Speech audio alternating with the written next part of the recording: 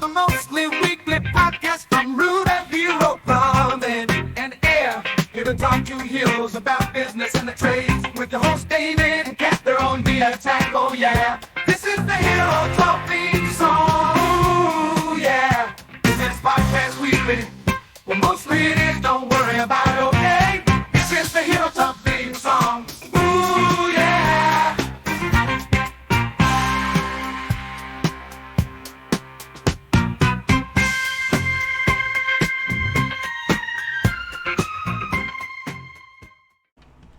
Hey. Nice to see you here. Just want to welcome you all to Hero Talk, the mostly weekly podcast from Rooter Hero Plumbing and Air. I'm David, I'm one of the hosts, and with me is Cat. And together we're on the attack. I forgot the together part. That's fine. It happens. It is what it is, as they say. So, another week down, with that much through the year. April is over. Yes. We are coming into the second month of second quarter of the year. That's crazy to me because, like, you blink and it feels like it's still like the beginning of March. It's crazy. Now it's May. Now it's May. It's gotta be May. That's a NSYNC song? I think it's just Justin Timberlake. Oh, I don't know. I don't listen to that kind of music. So, it is what it is. I was alive during that period. Never really paid attention to it. Although Justin Timberlake's album, Sexy Back, I got threatened at a bar because I put it on the jukebox on repeat. So for 20 times in a row. 20 times? Yeah. So when you're young, you're single, and you have a disposable income, and you've had a few too many, you do stupid stuff like that. The whole album? No, just the song. Just the song. Okay. Just the song, Sexy Back, 20 times. That was fun. Sounds like a fun time. It's like when I did the song Toxic by Britney Spears on karaoke. Oh. Yep, mostly because I thought there was no words to it other than toxic. No. Yeah, A lot of words. I found that out when they started going up on the screen. Oh no, there's a lot of words to it. So I turned it into a hardcore metal song. Do you have videos? No, this is back before like smartphones and stuff. Oh. People had flip phones. Flip phone. I think the iPhone 3G had just come out. Oh wow. So I'm old, by the way. I was there. I was there when phones were getting smaller and smaller until they could fit like here, this big. Yeah, my first phone was like this big. Yeah, and then they just kept getting bigger. And I have the biggest one on the market right now. Do you? Bigger than the ones that open? No, mine doesn't open. My wife does have the folding one. Yeah, that's it. No, there's like the flip and the fold. The fold one opens like a book. Oh. The flip, which is what she has, closes like a flip phone. Oh. It's kind of cool. I'm kind of worried about the screen on it, but Yeah, right? Samsung knows what they're doing, Okay. apparently. David's a Samsung guy. Yep. I have my Samsung watch, my Samsung earbuds, my Samsung phone, my Samsung tablet, which is at home. That's about it. I wanted one of the refrigerators. Those are expensive. Yeah, that's what I said. Yeah, and I was like, okay, the one we have already is fine enough. It keeps food cold, keeps it from going bad. It's good enough. I don't need for it to populate me shopping lists And songs. and other things. Or it's time to buy more milk. Come on. Don't tell me what to do. Don't tell me what to do, refrigerator. Plus, why is it connected to the internet? That's weird. Yeah. Yep. Comment down below, guys. Are you guys Apple or Samsung? If they're listening in the United States, chances are it's going to be Apple. You never know. If they're listening outside of the United States, we love you. internationals, it's probably Android. Oh, Android. iPhones are not big outside of America. But Android's different from Samsung, right? Samsung runs on Android Uh, like software, but it's like a souped up version of it. so it's not Android, Samsung, Apple. It's Right. just Apple versus Samsung versus Yeah, Android. and I don't know if they still use them, but there was Windows. There was Windows Oh, yeah, there phones, was and then Windows. Apple, and then Android, and that was the big three. I got a Windows phone once back in the day, and it was a Windows phone for 2 days, and then we hacked it and turned it into an Android. So, because the Windows phone was awful, Mm. it was cool doing Excel and stuff on it. I say it was cool, but after that, I was like, there's probably an app on Android for this, and why is it just randomly calling people? I don't know. It was a long time ago. This was back in like 2010, so Okay. I used to have a Windows computer, and then all throughout high school, I was um, Android. mm, Yeah. Do you have to take that? no, Okay. that's not for me. All right. We can So- snooze that. Well, what are we talking about today, David? Because it's not phones. Oh, that's a good question. I asked you to come up with a topic Mm. while I went to the restroom Mm. and got sidetracked by talking to the accounting people. What topic did you come up with today? So, 2 episodes ago, if you guys tuned in, we talked about how to build confidence in yourself. Mm-hmm. So now, today's episode is how to help others build confidence in you. Oh, what an interesting topic.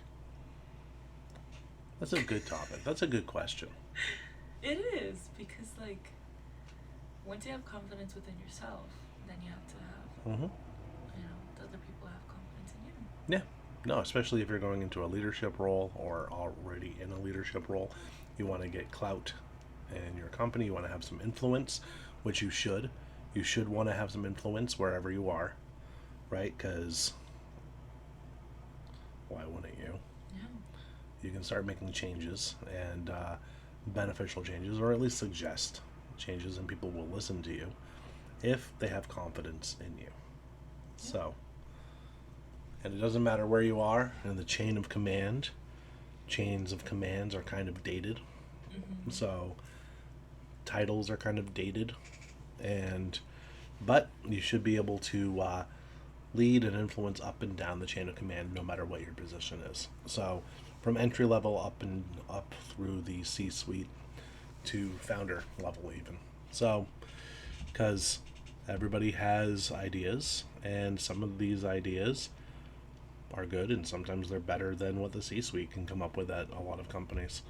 So especially if it comes from like customer facing roles, because in a lot of companies, maybe not Rooter Hero Plumbing and Air, but at other companies there's silos, right, where each department and each section of department is kind of bricked off and walled off Okay. from the other ones, and they don't really communicate that much except for when they really like need something, Need to. right? And the people who deal customers face to face or voice to voice or message to message, right, can often detect trends and patterns a lot sooner than the people who don't interact with the customers, who are looking at the numbers after the fact. And you can't fix the experience in the experience if you're not also in the experience, right? So Makes sense. the people who take the calls, the people that run service calls, everything else, they're going to have a much better idea of what the customers are facing, if certain marketing strategies are working or not, stuff like that. So Very true.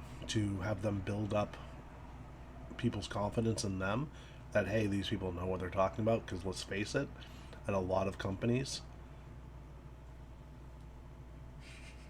people don't even know the names of the people who are customer facing, right? Yeah. Even if they've worked for like 10 years at the company, right? Like, oh, that person, they take calls. What's their name? Greg?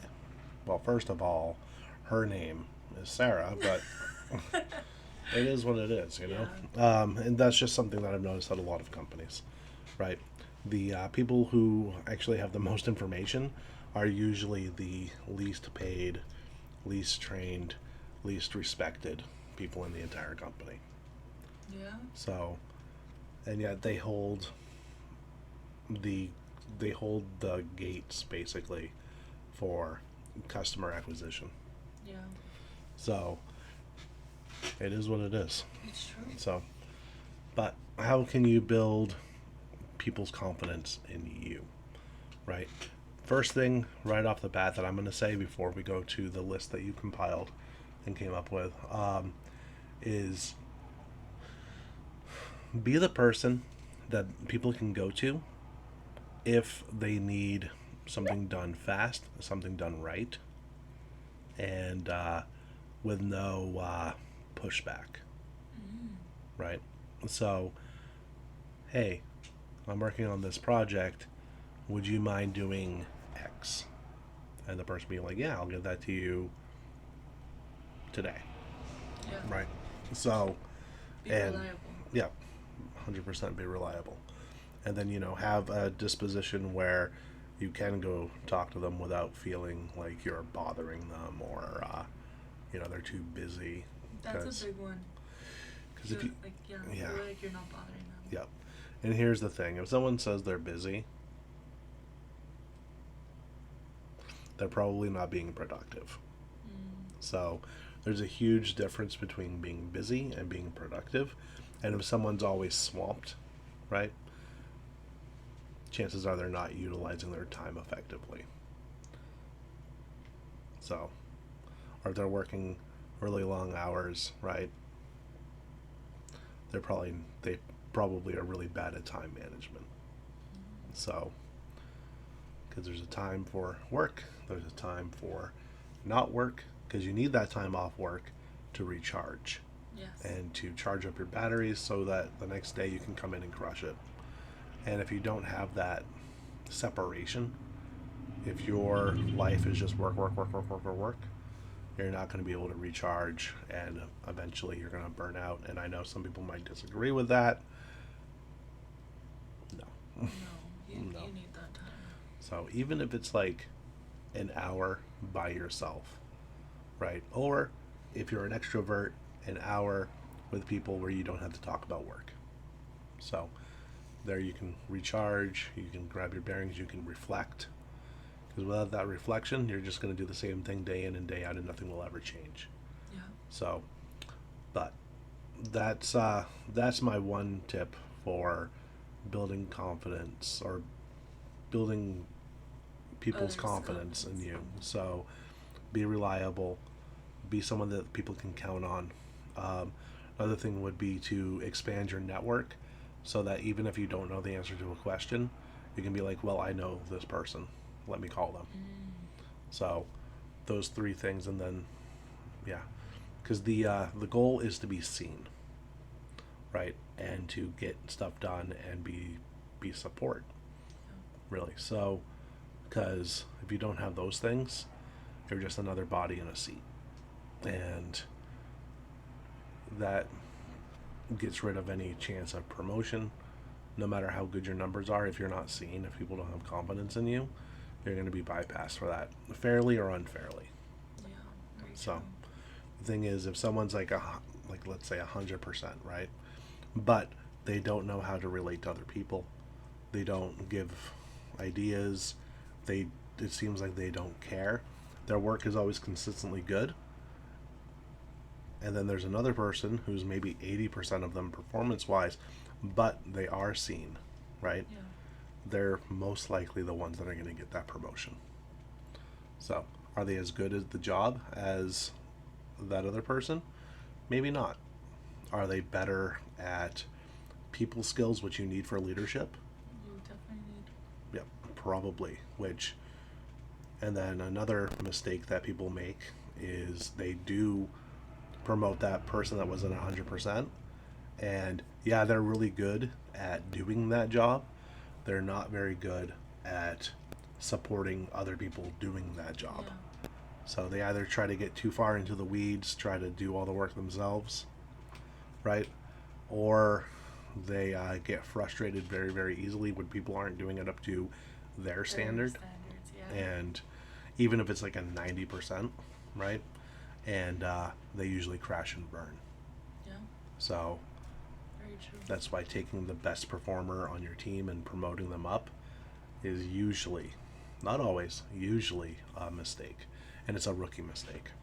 So don't make that mistake. So what were your things? The first one ties into what you were just saying.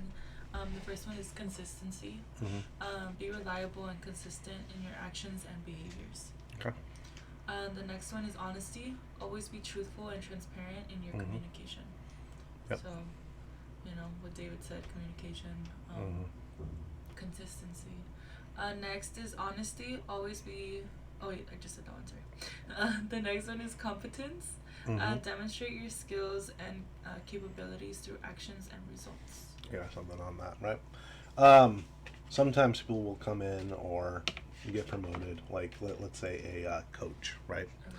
And let's say as soon as this person, let's just take this example of someone promoted, right? And they got promoted a year ago, right?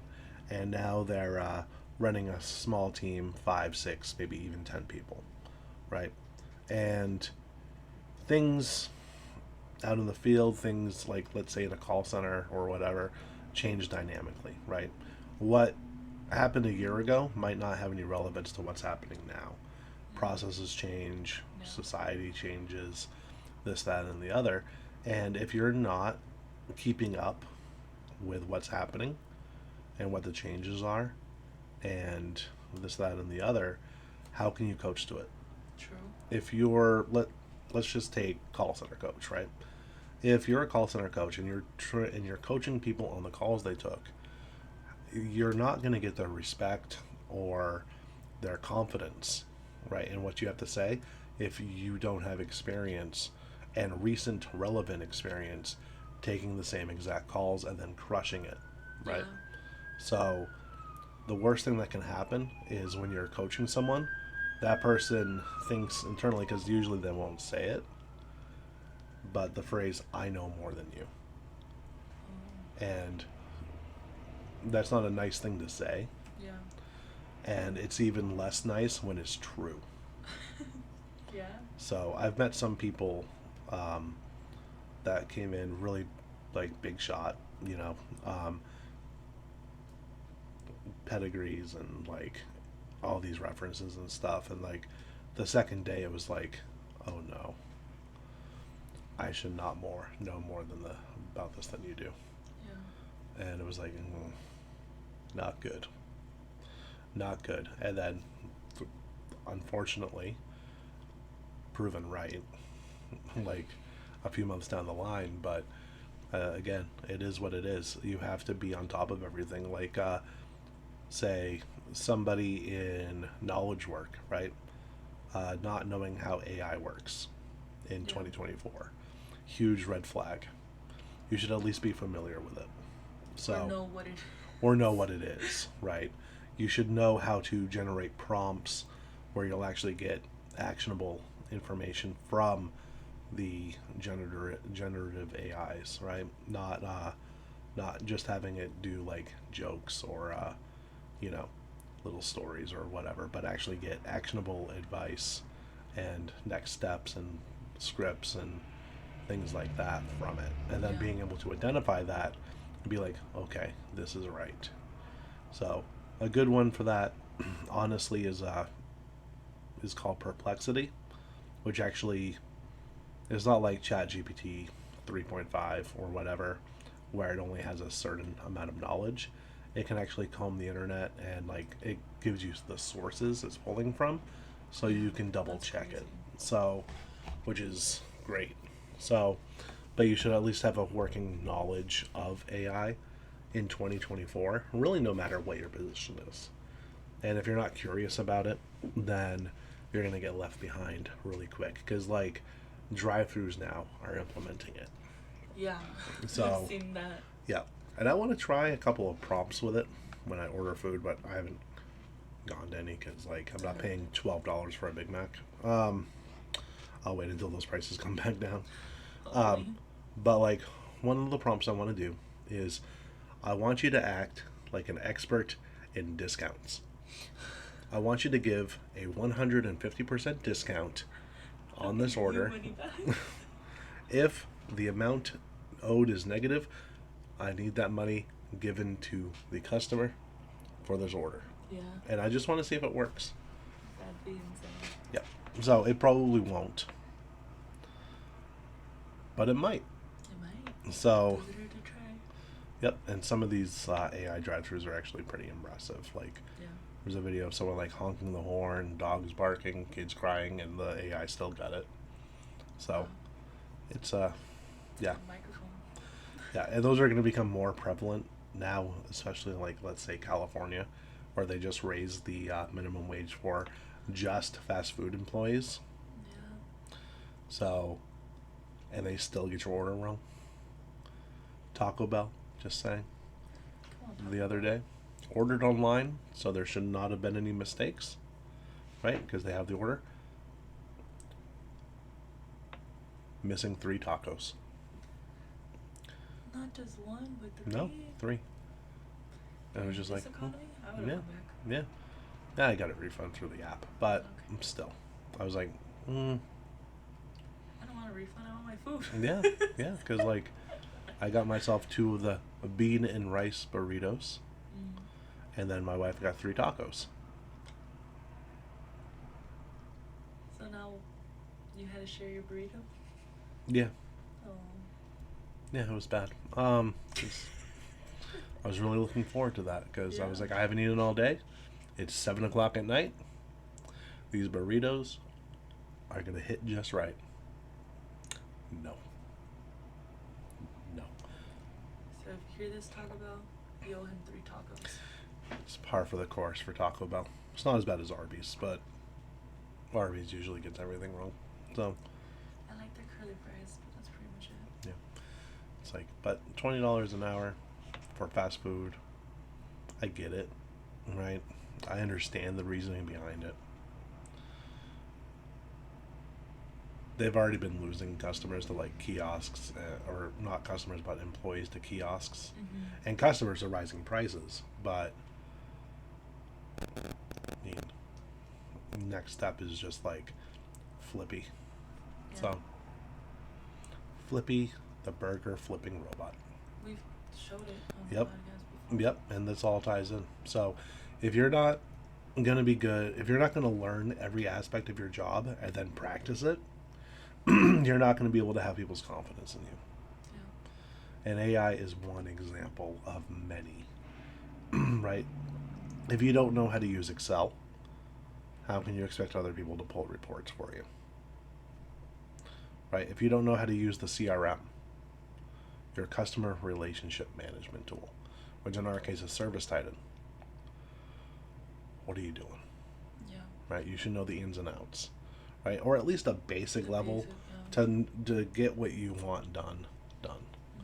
Right? You shouldn't have to rely on someone because, like, what if the person that you always rely on finally uses their PTO and goes on vacation Or leaves. or leaves? Well, what happens then? So you're not going to be able to do much of anything, Yeah. or you're going to have to like go around saying, "Hey, who can help me with this?" which lowers people's confidence in you. So, what was the next one? The next one is active listening. Show genuine interest and understanding in others' perspectives. That one's very, very important. You should know on a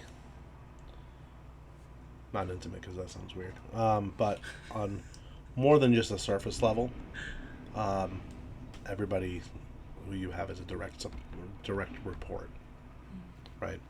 So you should at least have their birthdays written down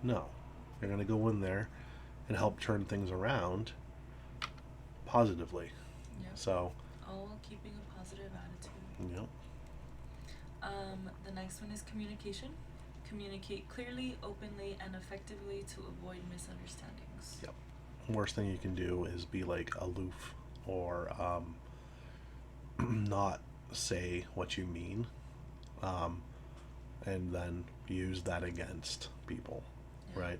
If you're vague with instructions, if you're vague with training or even corrective actions, that's not effective at all. You have to be clear cut, concise, use simple language, right? Don't flex your education, right? Just because you have a PhD, it doesn't mean the person you're talking to does, Yeah. right? So talk to them in normal conversational English, right? And or Spanish, if that's your thing. But then keep it clear and concise. You want to say everything you mean, and this is easier done in writing. Yeah. So that's why after every chat, I want to say, where you had to correct someone's performance or you had to talk to them about something, always send a recap email with the steps, what was discussed, what the next steps are, and use bullet points when necessary. And that way there's no gray area, there's no ambiguity, and everyone is on the same wavelength, the same page. Yeah. So, Keep the communication clear. mm-hmm. And then lastly, support. Offer support and encouragement to others in achieving their goals. Yep. That's what it's all about at the end of the day. So, I've always said that the people don't work for the leader works for the people, right? Yes. So, if they need tools, if they need support, if they need additional training, if they need anything, honestly, other than like a kidney, right? Then the leader should do everything in their power to get those things for that person. Yeah. So if they're not doing it, they're in it for themselves. They're not in it for the company. They're not in it for the people. And they're not in it for anything except for personal glory. And that is one, those people are in the wrong positions. So unless you have a company culture like that, which is going to have a turnover rate that's through the roof. Because if you go to your boss and they just look at you, when you have a legitimate thing going on, and they just look at you and be like, what does that have to do with me? Yeah. You're in the wrong place. Yeah. More importantly, they're in the wrong place. Yes. So it's like, hey, I have to go on maternity leave. Well, did you get coverage? That's your job, bro. It's just like when an employee calls out, like, hey, I couldn't get coverage. Okay. Okay, I'm still not coming. It's like, it's not the employee's job to find coverage for someone that calls out. Especially if they let you know Yeah. in advance. Yeah. Even if it's the last minute, like, oh, I puked on my way over here, Yeah. right? Oh, I know you're sick. Can you try to find coverage for your shift? That's literally the leader's job to do. And if they can't find anybody to cover the shift, they cover the shift. They step in, yeah. So it's like, it's one of those things that got lost somewhere along the way. And now people are expecting employees to contact their coworkers to see if they can cover their shift. First of all, that's work that should actually get paid for Yeah. if they're doing that. Because you shouldn't be doing anything off the clock if you're hourly. And finding coverage for a schedule because whoever made your schedule doesn't take into account call outs, rookie mistake, then that's on them. That's not on the employee calling out, right? So yeah, just like with time off requests, right? It's like, yeah, if you get a bunch on the same day for the same time, yeah, you can deny, right? You can be like, let's not do that. But if someone's putting off for a day 2 weeks in advance or more, that's not a request. That's them letting you know they won't be there that day. and it should be treated accordingly. So it's 2024. Denying PTO requests is something that should have been left behind in the 80s. So, now granted, if everybody requests the same day off, yeah, you kind of have to step in and be like first come, first serve, Yeah. right? But for normal 99% of time off requests, it's fine. It's fine. You're not gonna tank the company because you took a day off. Yeah. Right? Take the day off. If it's 2 or more weeks in advance, who cares? It's up to the supervisor or the shift lead or whatever to find coverage for that day. So that's usually like, hey, you want to work this day and take this other day off? We just need the coverage on this day. Yeah. Yeah, it's fine. It is what it is. I don't know. Anything more on your list? That was it. That was it? Okay. All right. Basically, for people to have confidence in you, you have to be someone who's worth having confidence in. So that's what it boils down to. So interact with your people, right? Know your stuff, Yeah. right? Be the person they can go to if they need help. And be the person that can point them in the right direction when they have a question. It's like, if like, let's say you build a knowledge base, right, where all the answers, everything is, and then they come to you and ask you a question, don't treat them like they're stupid and be like, it's on the knowledge base, right? Come on, you could have looked this up. Give them the answer, and then give them the link to the article on the knowledge base. Yeah. That way, they get the answer, because usually when they have a question, it's not a, oh, I was just curious about this. No, it's relevant, it's time sensitive, and they need that answer. So answer the question, and then after it gets answered, send them a link to where it is on the knowledge base. If you treat them like they're stupid, and be like, why didn't you look? You're going to make them mad. You're going to make whoever they're dealing with that they needed the answer for, you're going to make them mad, and you're going to look like an ass. So don't do that. You're going to lose leadership capital that way, which I didn't even get into this episode. So maybe next episode. But you only have a certain amount, and don't spend it on stupid crap. So there you go, guys. all right. The fee. Go ahead. I'll say the fee. All right. So the fee. Now we don't run ads on this show. You're welcome. Yep. Ads are annoying on podcasts. I hate them. I hate ads on YouTube, but I don't want to spend $15 a month on that. So we don't run ads on it. We do this out of the kindness of our hearts, that and to get, branding and recruiting and stuff. Well, I'm not going to lie about that. But if you got anything out of it, go ahead, like, subscribe, thumbs up, rate, review, and share this show so we can make the show grow. And we'll see you next time. Bye. Most likely.